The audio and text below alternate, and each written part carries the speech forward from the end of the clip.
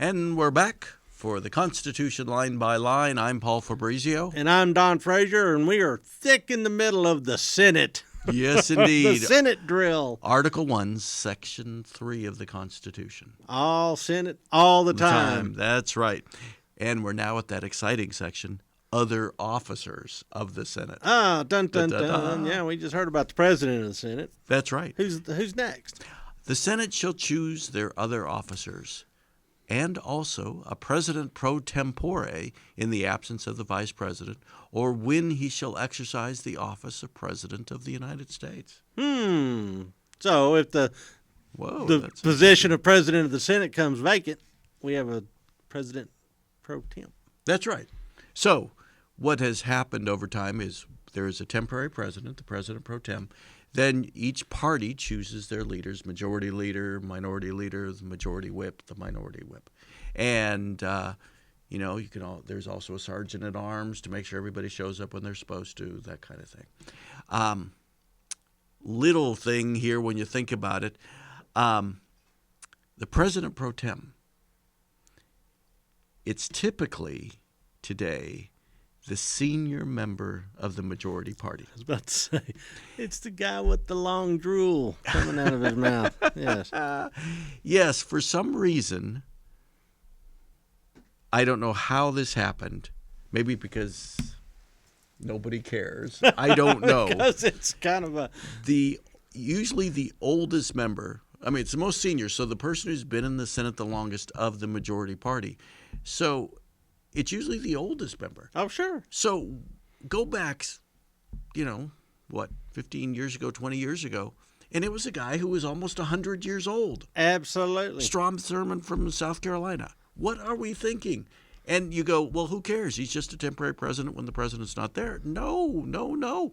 This man or woman is fourth in line to be president. Disaster happens. President dies, vice president, Speaker of the House, and then the president pro tem of the Senate. The person who's closest to being petroleum is now president. It's charming. Whoa. And people have questioned this. Why does this happen?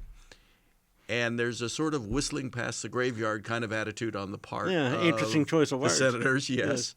And the other thing is that some believe that if disaster were to happen and the president pro tem becomes the president, he would immediately resign that position. Yeah. And then it would go, do you know who? Speaker. Nope. No. Speaker is before. Oh, so he's number 3. So who does? Secretary of State. No kidding. That's number 5. Yeah.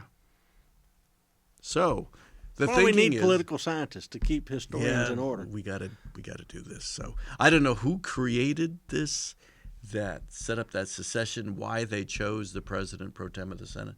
Yeah. But it is this little what I've heard, and you're going to say it correctly, and I'm not going to.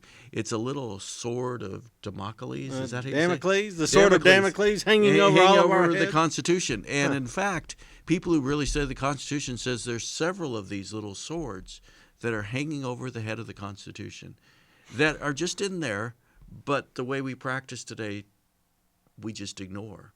And we need to really think about what we're doing. And wow. So we haven't had a constitutional crisis over these issues yet. We haven't. But we might. We might. And in the age of weapons of mass destruction, anything's possible. Exactly. And I'm trying to remember who the president pro tem of the Senate is right now, and I apologize. It was Senator Orrin Hatch from Utah. But didn't he fall off an exercise machine or something? No, that was Harry Reid. That's Harry Reid of Nevada. Something like that. And he retired. Then Orrin Hatch retired last year, the end of last year. And so I forgot who was the most senior member this year.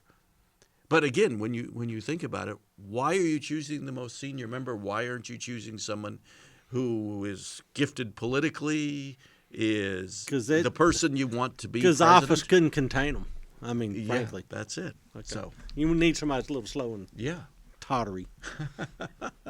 So anyway, there we go. Is that our line? That is our line, and I'm just deeply troubled by it. I don't know if anybody else is, but it's just one of those things. Why is this? And anyway, well, there you have it. Nobody seems to care, and there you go. Well, I'm trying to work up some enthusiasm, but I'm like, okay, just get the old dude up there. Okay, we'll move on to another part of the question. All right, so we'll pick up something more interesting in the next installment. Impeachment. Ooh, good. That's coming up next on the Constitution, line by line. We'll be back.